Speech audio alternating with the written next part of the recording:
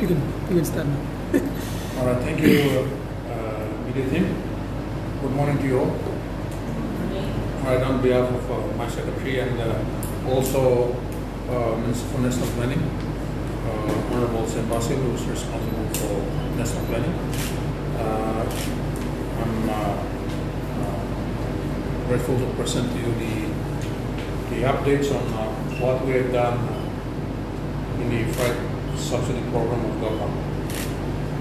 As you know, we have the government has initiated the freight subsidy, and we've been carrying out that program since late April and May until August. We ended the first phase of the 3 million kina that was allocated by government to support the freighting of shipping of fresh produce from Leh to Port Moresby, which we successfully did, and I've got some stats here which I will inform the media and the public about that. And as we speak, we're into the second phase. After seeing the success of the first phase and the demand that we have created amongst the farmers, most of them, were existing aggregators and farmers who were in this business of bringing fresh produce just on an ad hoc basis, as and when they have the capacity and the supply to bring to the markets of Port Moresby. They have been doing that. But also we have seen new entrants, new farmers, for new aggregators taking advantage of the opportunity that was created by government in this program. So let me take you to the start of the program. We were as the leader in the central agency in government. National planning's role is not to implement, sector programs and projects. Our job in the department as national planning, or department that's responsible for national planning and monitoring, we basically coordinate programs and projects that are implemented at the sectoral and at the sub-national levels, provincial districts. We also take lead in formulating long-term, medium-term plans in consultation with all other agencies, sectors, and we also work with agencies to develop policies that are relevant and in line with the government's policy agenda.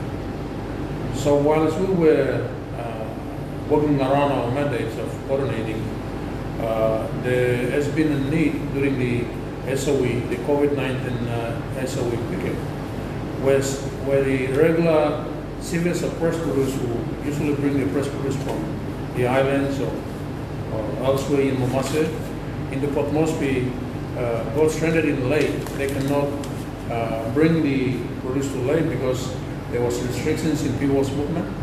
There was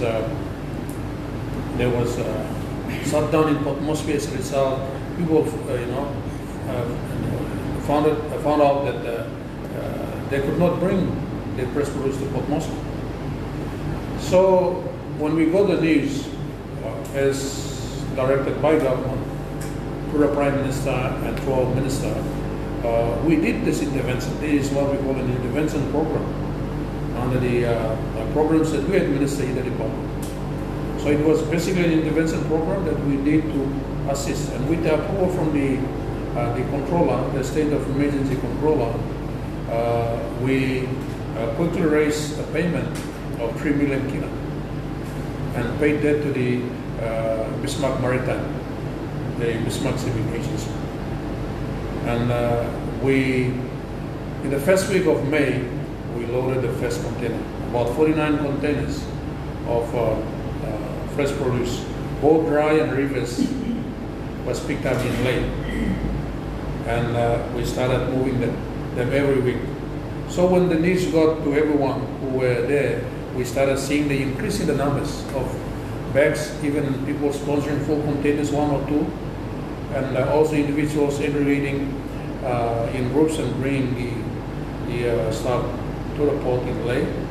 Every Wednesday, Thursday, Friday, and then the Saturday, the ship would leave the port in Ley. And it was a weekly event that or program that rolled on for about 14 weeks. 14 weeks. In other words, we made 14 shipments, 14 voyages that brought in these containers of all fresh produce. And the stats that we have generated, and these are the real stats that we have generated. I'm the chairman of the project steering committee. We have got the committee that is from the sector within the department, and also we have set up an agent in Ley that is independently monitoring the shipment, interviewing the farmers, and also ensuring that the goods are put into the right containers. We had one or two instances where some perishable goods were put into dry containers, and as a result, it got spoiled during the voyage.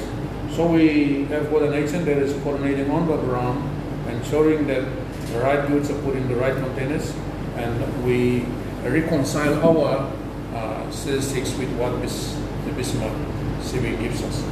So when we put these all stats together and the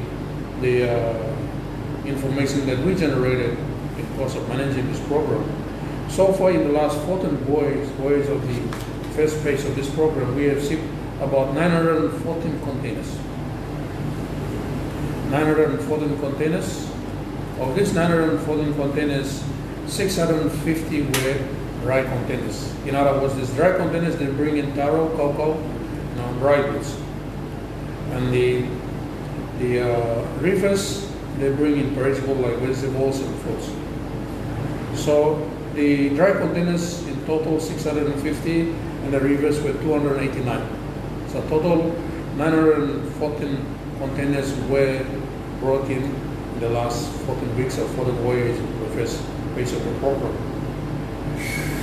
What under the MOU that we signed, or the contract that we signed with Bismarck, the prices that were charged or are being charged by these different containers, it charges us 2,600 for the dry containers, one container, 2,600, and the rivers 3,600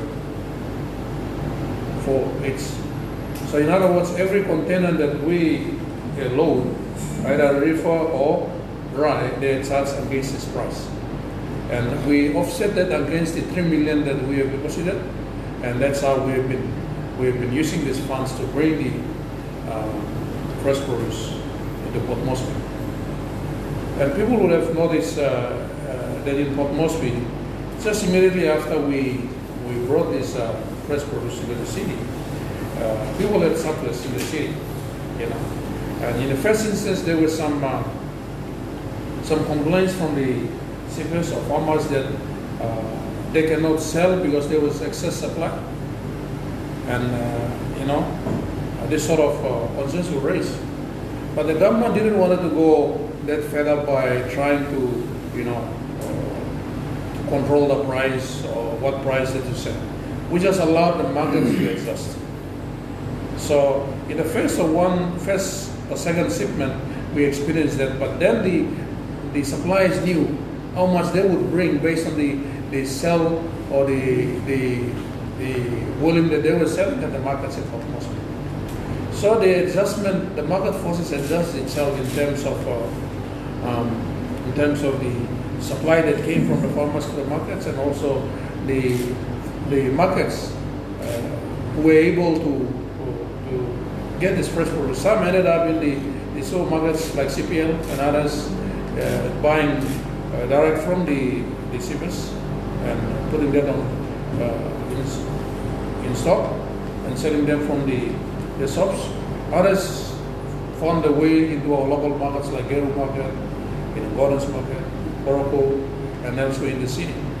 So the adjustment, it came to an equilibrium or a level where it just adjusts itself, and we were seeing the consistency in the number of or the volume of containers that were coming down every week. So far from the 914 containers that we have generated, we have brought in, each container has the capacity to bring 110 bags. And it is our job to make sure the container that we paid for is that charging us 2,600 and 3,600 for the two different container types. So our job is to make sure all these containers are packed to the maximum. And that is 110 bags must get into either the reefer or the dry container.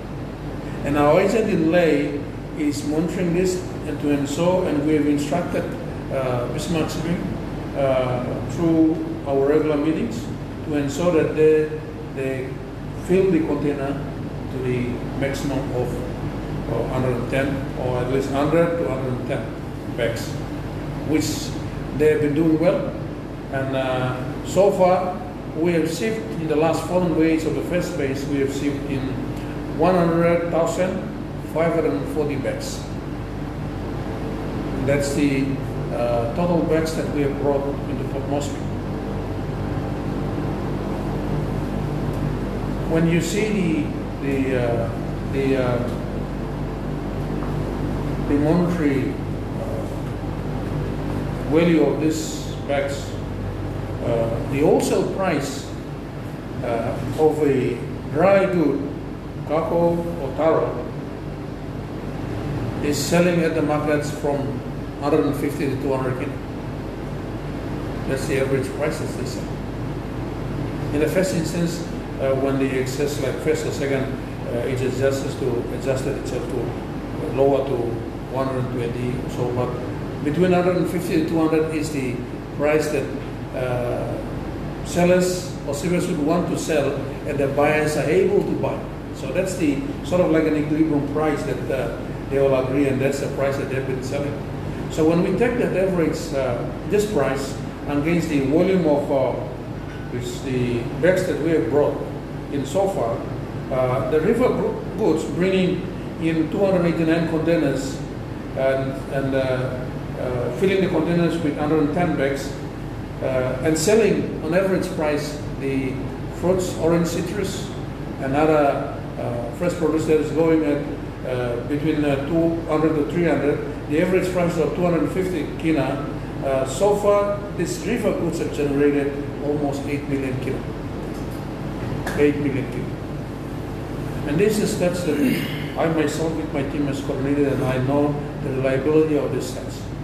And this is the direct benefit that the country has gained in terms of eating fresh produce, fresh vegetables and fruits, but the money that would have otherwise been circulated in Port Moresby went straight to the farmers in the islands or elsewhere where they brought this. The same for the dry goods, cocoa and taro. They shipped it from Goroka, Akin, Kundiawa, and even taro from Moresby that came in. And they were selling between 150 to 200. And we're taking the average price of 180 kina per bag for 650 containers, bringing in 110 bags in each container. The dry goods have generated almost 12.8 million. 12.8 million. So in one injection of 3 million kina into this program, we have generated direct cash back to the farmers just immediately.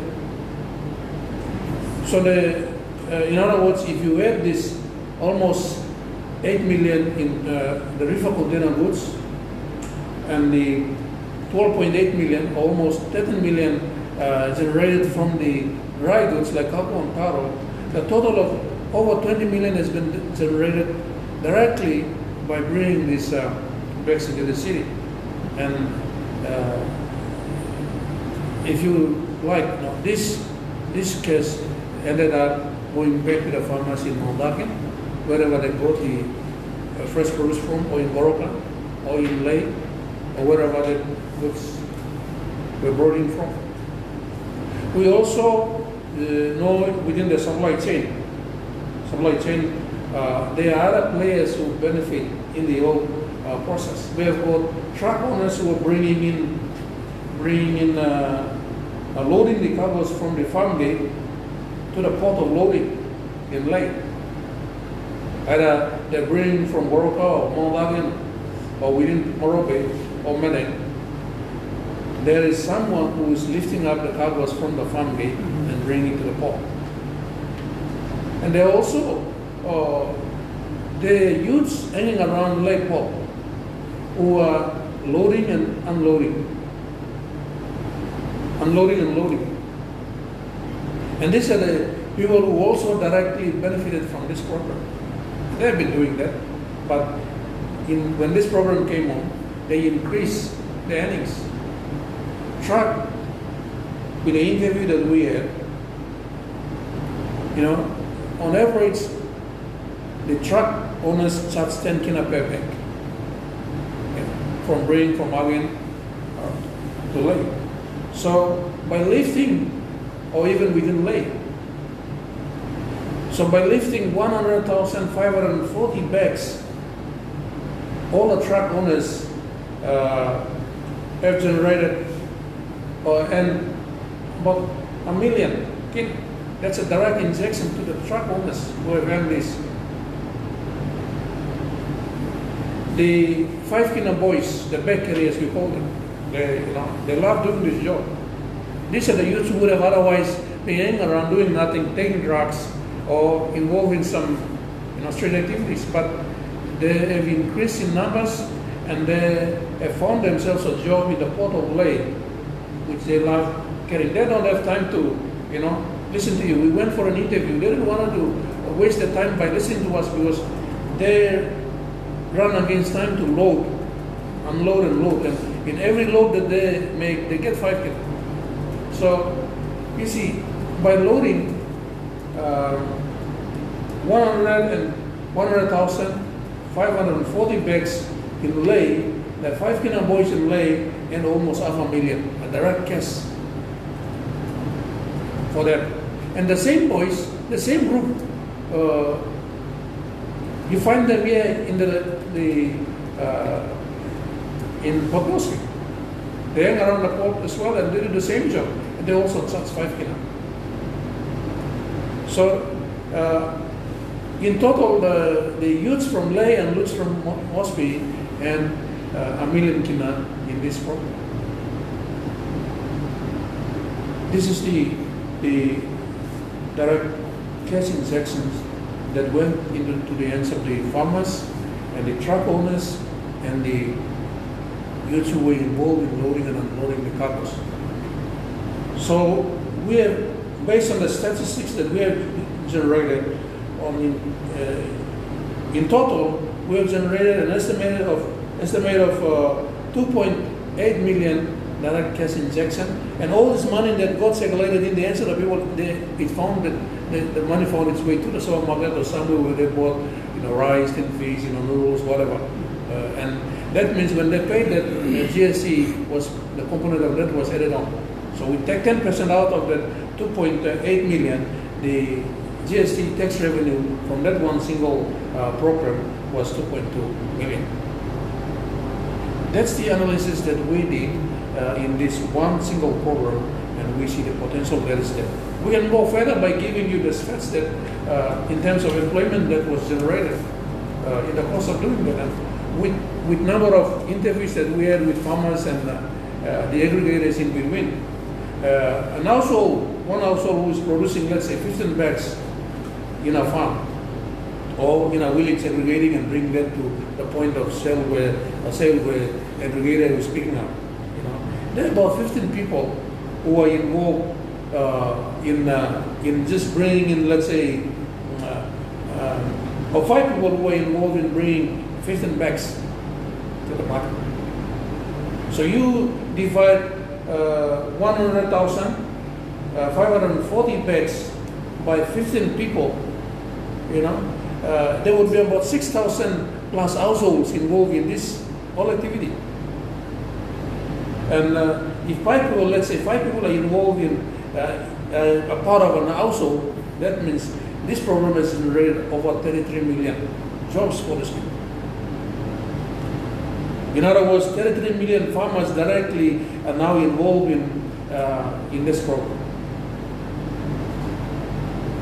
And the local transport owners, you see, you cannot, one vehicle can carry, not all the goods that is there. So a number of vehicles do bring these goods daily, weekly to the port. So we have estimated over 100 plus vehicles or vehicle owners are involved in Port Moresby and lay along the islands bringing this with the different people that are bringing the produce. So you see the number of people, the driver, the crew engaged in this transportation business, and the youth who are engaged in this. We have about, on a weekly basis, there are about 100 to 200 boys stationed in Ley who are doing this job. And this is it's sort of like they found a full-time job doing this. So is in Port Moresby. So there is a massive employment that has been generated in just one single program that the government has introduced. And you see, how long will we generate, how more should we generate if we continue this program or we expand this program nationwide to other provinces? The number of benefits that will go back to the people in direct cash injection which stimulates the rural economies, actually the money ends up back in the rural area. And the farmer uses this money, goes and buy, salt, sugar, from the nearest trade store that is in the village, or buys other goods within the local markets. So it stimulates directly the economies at the ward level, in the district level. And this is the intervention that we see. It is very important. I just did a presentation at the CIMC workshop in this Lamana next room. And the sector people are excited, and they are now witnessing the change that is happening, the interest that is now being developed at the village level. The farmers who are excited because we have now created a market for them. In most cases, our families, as we know, we all come from rural areas. We have families who are working depending on agriculture. They produce goods for the household consumption. They don't do as a large scale farming. They only sell the extras at the local markets. Whatever that is left over, they sell it at the roadside just to get some income for the household needs. But when we create a market, see, people are now going fed up by doing an extra plot at the back of the farm that they used to feed their family on. They're now thinking about how much they can earn, because there's already an opportunity being created. A mechanism is now being put in place. The government has facilitated to assist to take the cost that has been so difficult for them, just to pay 2,800 or 2,600 to 3,600 to bring this on a container to Port Moresby is something that local farmer is not able to afford. But when that was given, we had great interest in the people who had the potential but never thought there was opportunity. They found the answer. And we already established the interest. The interest is there. So when the first phase came to an end on the 10th of August 2000 this year, when Bismarck Sibin put out notice on the papers and saying that the subsidy has come to an end, and by 10th of August it will go back to 100% that farmers will pay. We received a lot of calls and cries from people saying that why not the government continue, because we have already did our extra plots and we're already into this business, and all this price came in, people were calling, and what we have to do is we made a recommendation to the committee and our minister and the government approved another 3 million that we must continue, because we have signed an agreement for 6 months and we wanted to continue until December. So we are now into the second phase of this program, and this is the second week. We have lifted in the first shipment of the second phase, 50 containers that came in, and other goods are in the markets now, and this week is the second that is coming in. So this is the second phase we're into the next 3 million that is now being expedited, and we want to make sure we get the stats right, and we start, we're now talking with Department of Agriculture and Livestock. We are talking with Fresh Produce Development Agency to sustain this program. It is not national planning's mandate to do this, and we all know that. We will not implement this program. We have to somewhere down the line upload it to the implementing agency, which is the Department of Agriculture and the Fresh Produce Development Agency. They have got the extension program, they have got the farmer network, they're doing that. And now we have identified the need.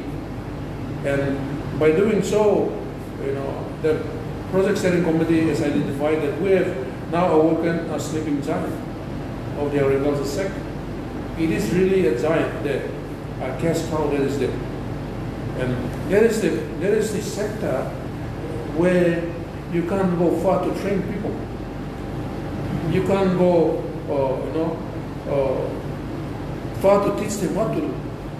There won't be much money involved.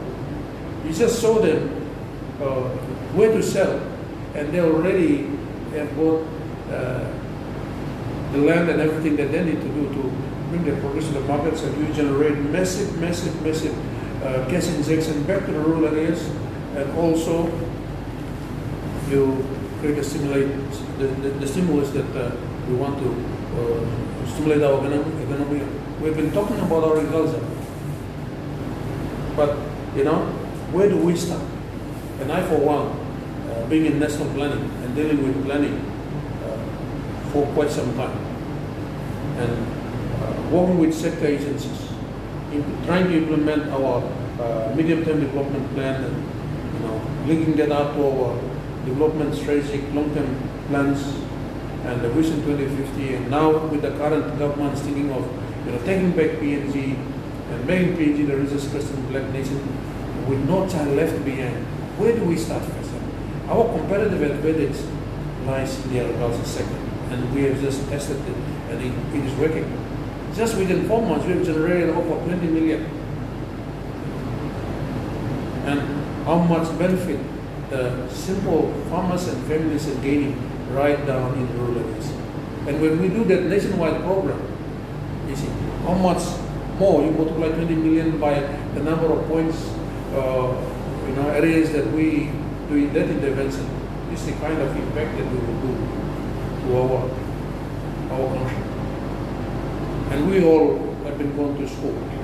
And I remember in high school, we have been taught that 85% of people are living in rural areas, living on subsistence. And as we speak, we are still quoting 85% for almost 30 plus years. How much have we progressed?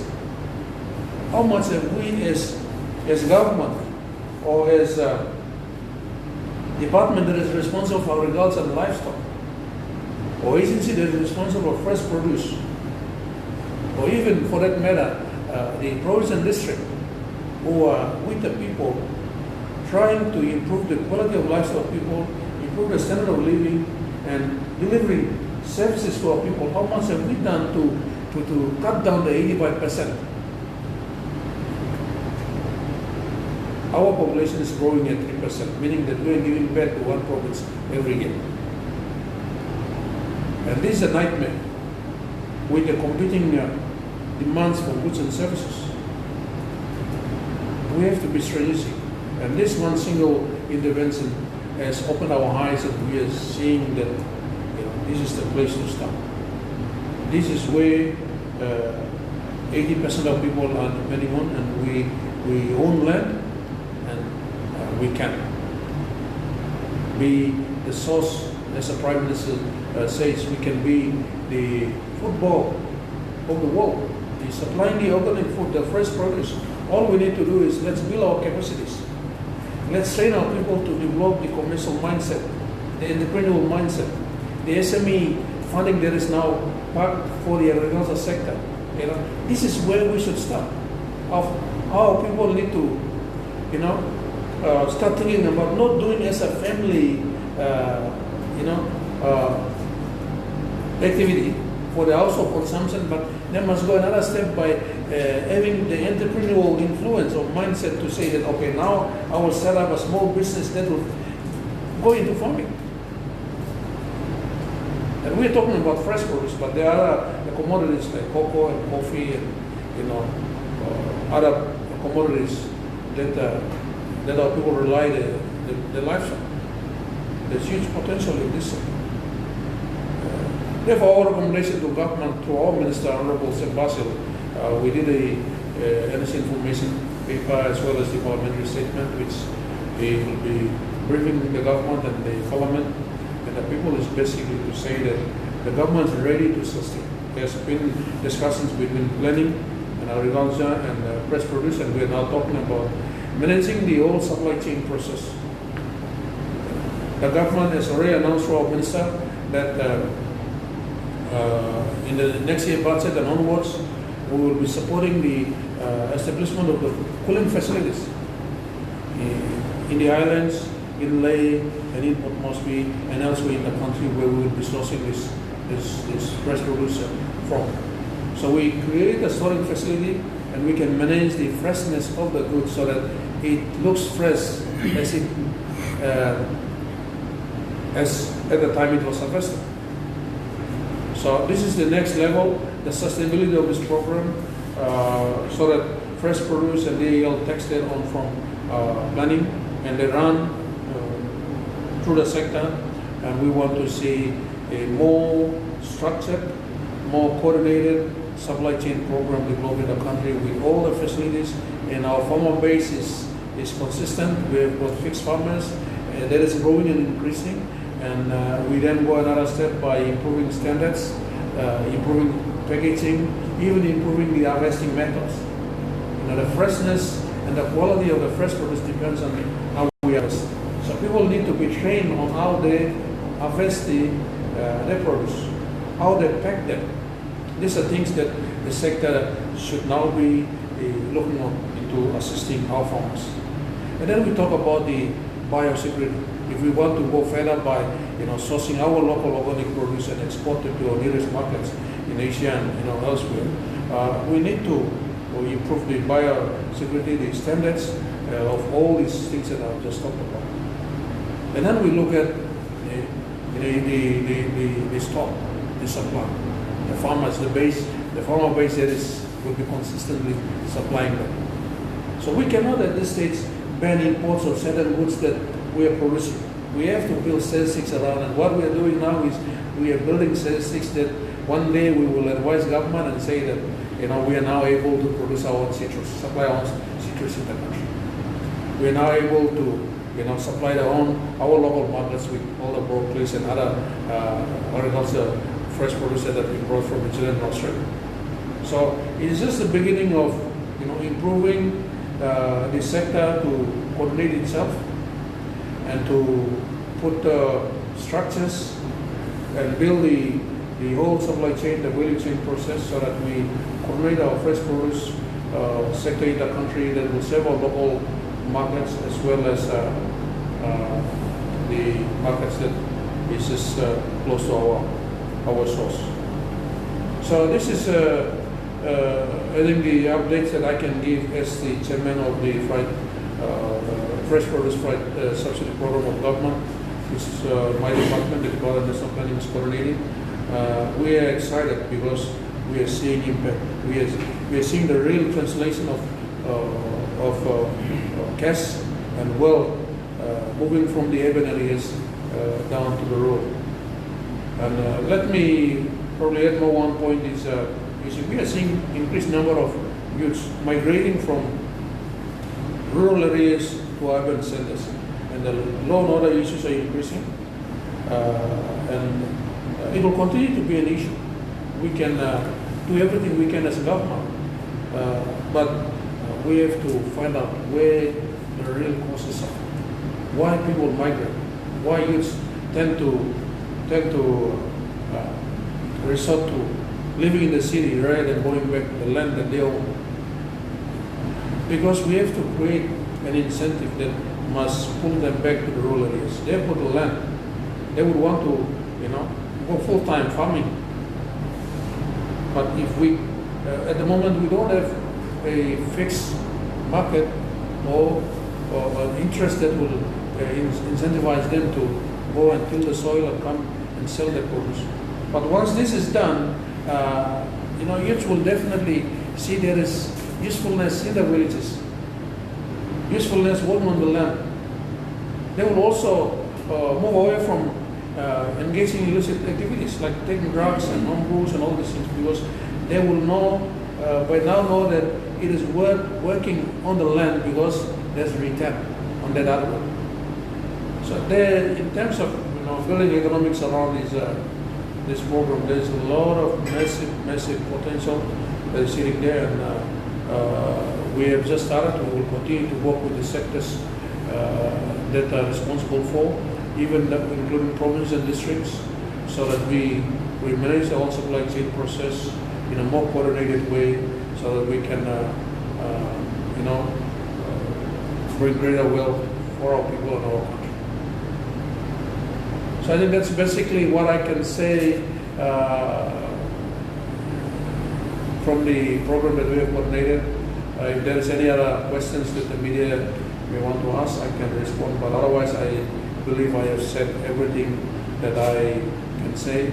And on behalf of my secretary and the minister who is facilitating this program, we are grateful that I'm presenting that. One of the concluding remarks that I would say in this is let's be champion in this agriculture sector. We want champions to rise up and say that this is what we must now do. We have got good plans, good policies, but we need to translate them, and we need champions. It can be a minister who can be a champion in this. It can be a secretary who can be a champion. It can be a provincial administrator. It can be a CEO of a press produce development agency, or a private sector to say that I think the best way we can influence our country and bring change to our people is to start this. Let's take it, as they say, take the bull by the horn, and let's run with it, and we can make this place a place that everybody will be happy. They've got food on the table, and they live a good, decent, quality life. Thank you.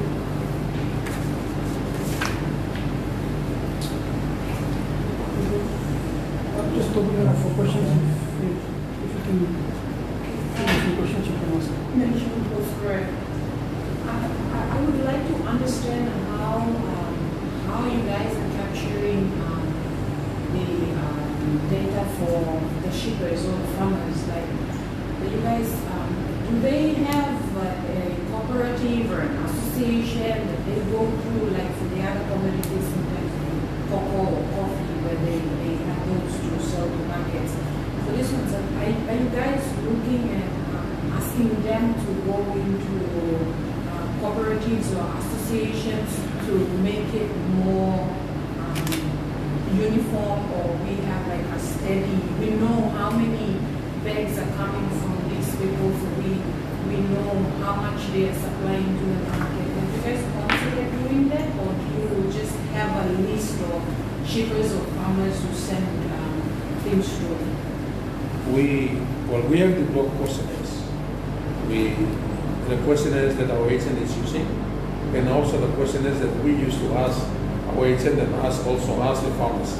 And this basically where they bring the goods from, which province, the origin of this the fresh produce, how they brought this by their own, they brought it by themselves or by a trucking company.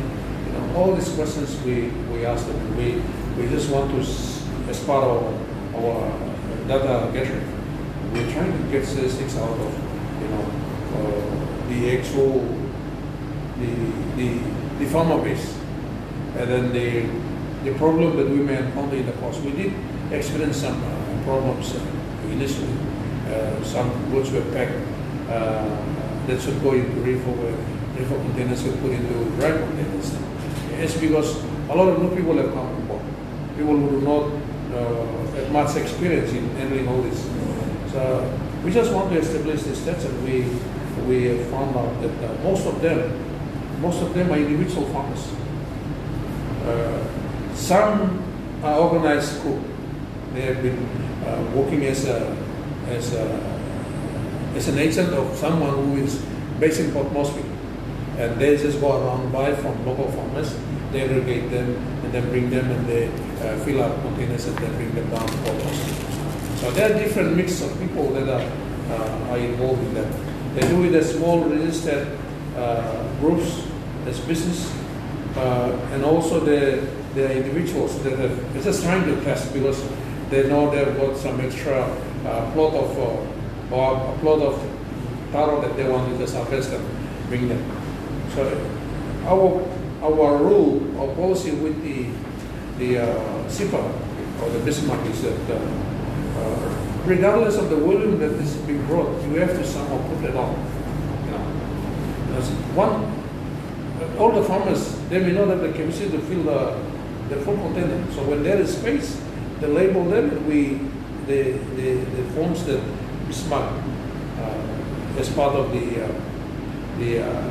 what they call the bill of lading information. They fill all the documents, the civic documents, and they list the SIPA and the container number, and this are being managed. So somebody can bring one bag, that's fine. Or even you bring, half container, it's also fine. There's no restrictions into how many the volume that you will bring. Because this is the somebody probably may be bringing a bag of taro for their own, not for sale, but for their own consumption purpose. This is also allowed. You can take advantage of that as well, because the government has paid to bring. Restrictions is for the fresh produce only. You can't bring anything that is out of the definition of being a fresh produce. So this is the kind of guide we have with the information. We are now beginning to see the kind of coordination that will be at the farm level. As I said, if there is, that's why in the meeting that I just attended before coming here, the fresh produce is now telling us that they have got a farmer network, they have got the extension program that's going on, and through that program we will establish cooperatives and establish registered groups that can do it more formal and less organized groups, so that there is less risk in doing it when they do it as an individual. So this is all the things that is in the pipeline. As we talk, we will deal with the agencies to make sure we help the farmers where we can in terms of coordinating and in that space. And from the statistics that you guys have collected with the direct cash that is injected back to our people, have you guys also did a breakup or a percentage of how much has been shipped from the highlands, how much has come in from Leh or Medan? Do you guys have an idea around where these goods are coming from? Well, this is our ongoing program, so with the interest that is now building on, we just want to see where the actual farmers are, and we want to track the benefit right from Port Moresby down to the farm gate and see which district is benefiting, which district is actually participating. So this is the next work that is in us. We're putting a small team together, a team that will elevate itself from just being a PSC into a sort of like a program management team that will move around, interviewing farmers, interviewing people at the marketplace, also visiting farms, together with our fresh produce team that is already on the ground, and we want to build this so that at least the government is reliably informed of the real information, the benefit that people are getting right. So the report that I'm presenting is an aggregate based on the containers that we brought in and the bags that we actually loaded. So the next step is to go further and see where the bags are originating from. Are they from Eastern Islands? Then we will say, all right, that much cash that is being generated is now going to Eastern Islands because they supply this much. It's going to Western Islands because they supply this much of fresh produce. So this is the next phase that our team is now working on to take that. And there was a lot of miscommunication during the first phase where we have farmers complaining about the food being spoiled and they're not making money, they're making less than what they normally do.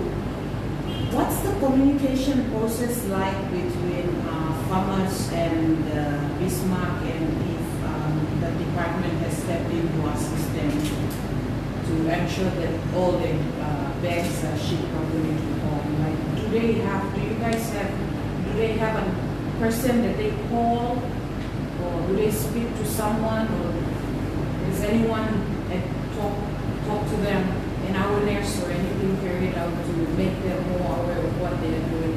Yes, apart from few media, adverts that we put, even BML or Bismarck has assisted us on that as well. They put their own public notices for people to see when they should bring in and about the program.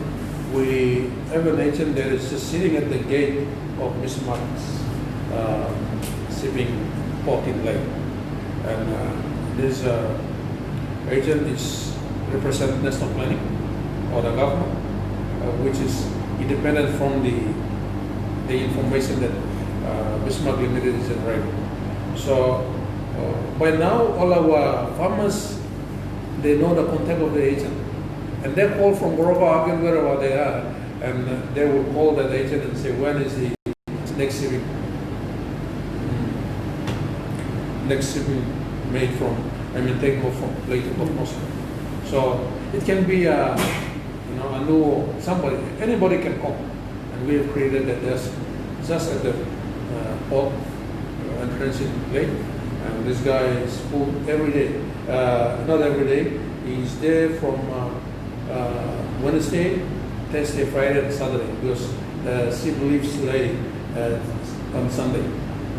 So we encourage farmers to bring the produce to Ley on a Wednesday, if it is Kauko or Taro, or it can last. But fresh produce must get there to Ley just a day or two to get into the river. So that information is now managed by the agent, and we coordinate through it. So everybody who's coming there, we have got a little brochure leaflet there. BML has also assisted us in giving their own information, so we just end the information out, and information, word of mouth communication gets to the people, and we haven't had any problem with that. In the first instance, it's because, as I said, there were some new people that came on board, and the information about which container to load is so important at that time. Some farmers or aggregators who bring their produce, they bring it in mixed bags. They mix cocoa, taro with broccoli and cabbage and even some like avocados and something. So because they're bringing in from one truck load, the guys who are loading from Ley, they want to make the 5 kilo. So they don't, as long as they see cocoa in front, they just load, and they will probably see avocado bag as cocoa too. So they will load it into the dry container. So it's about coordinating. The information that our agent there gives, as well as the farmers, must be on top of what they want to do. They know that river containers will take on the participants, and the dry container takes on the outside. So this is the information that we are it's part of this program, and unless there is new farmer coming on, will find themselves in problem if they don't get it at the start. But otherwise, those who have tried are now fully aware of how to do, and we are slowly managing.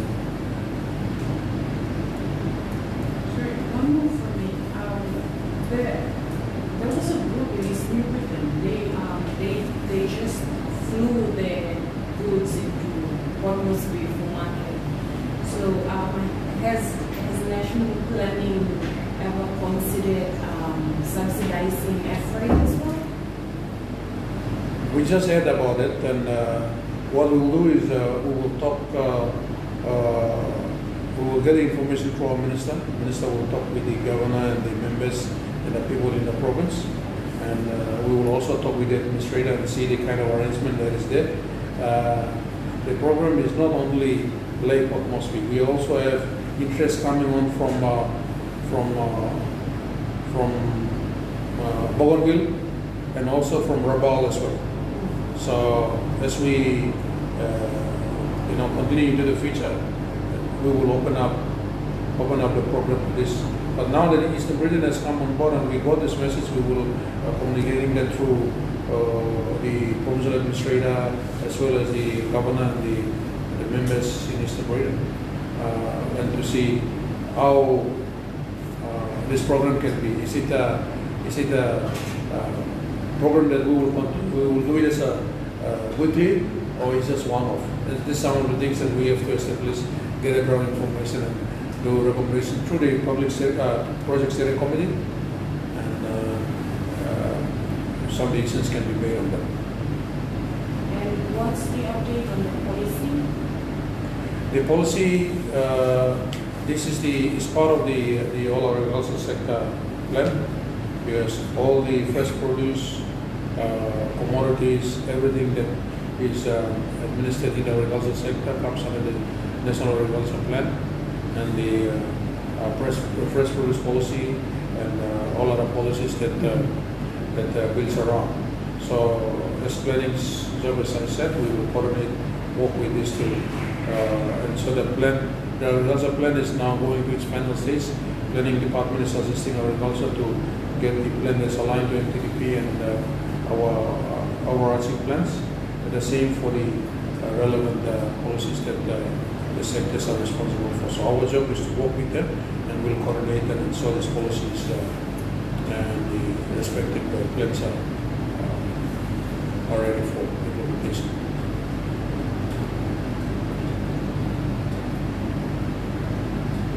Mr. Kumung, you mentioned that the scheme will be offloaded to the DAL and Fresh Produce Development Agency. Do you guys have a time frame for that? Well, that depends on it's a government program.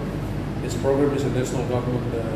National government is driving that because of the need that was there with the COVID-19. But it's a blessing in disguise now for the sector, because it has opened up opportunity for us to progress.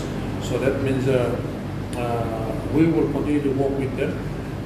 This is program that is currently being funded under the Public Investment Program that National Planning administers, and we want to do that by way of, and we have the proper structures and the plans for the fresh produce development agency, and we also take that and build our own supply chain. Then, it can be next year, it can be following year, but depending on what the government intends to do, we can upload it definitely to the sector. It's not planning the job. Yes, we just want to start it up, and we give it back to them.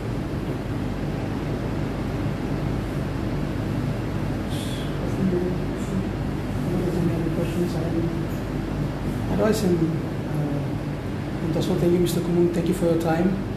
I know you've been busy with other presentation on the in the other room, but thank you for joining us and providing an update on this very important scheme. There's no doubt it has opened up a lot of opportunities for our people, and we hope that the department will continue to support this scheme, and in future can offload it to the right departments like DAL and as per the agency. But from us, from MDI and GoPNG, I would like to say thank you. Yeah, that's all. Thank you, good. We have coffee at the back there, so we can Thank take you. coffee in about now. Let's take it.